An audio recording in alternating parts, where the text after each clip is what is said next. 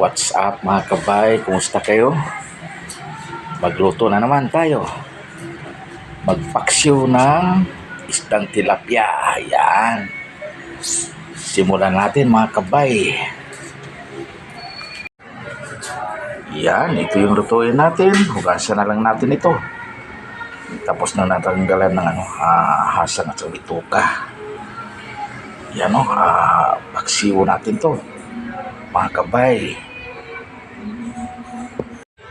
Okay, simulan ko ng paghugas ng ating isda na lulutuin mga kabay. Isdang tilapia.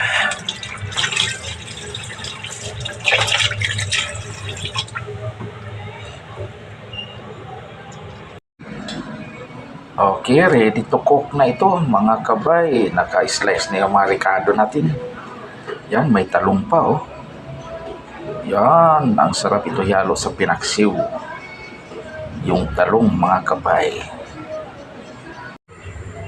Yan oh.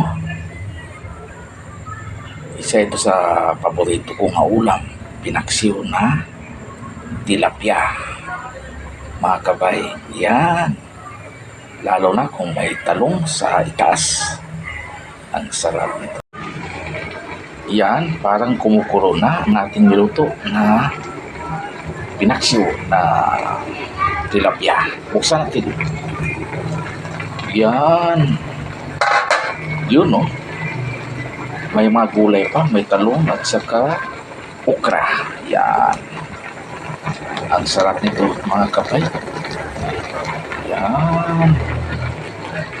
Kumukulo na ang ating pinaksiw na tilapia.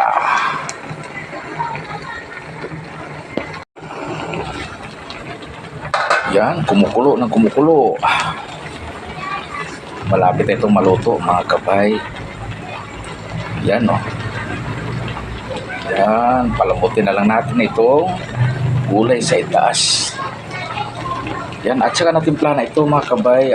Tikman lang natin kung tama ba sa timpla.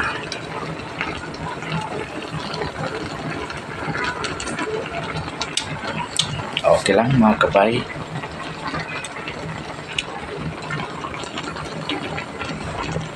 Yan. Luto na ang ating pinaksiw na tilapia mga kabay. Yan oh, ang sarap nito. At saka pinatungan ko din ng yung pinaksiw ko nung nakalipas na araw, yung isdang bilong-bilong. Yan, para mainit, para di masayang, makain din mga kabay. Yan, anong hinihintay natin?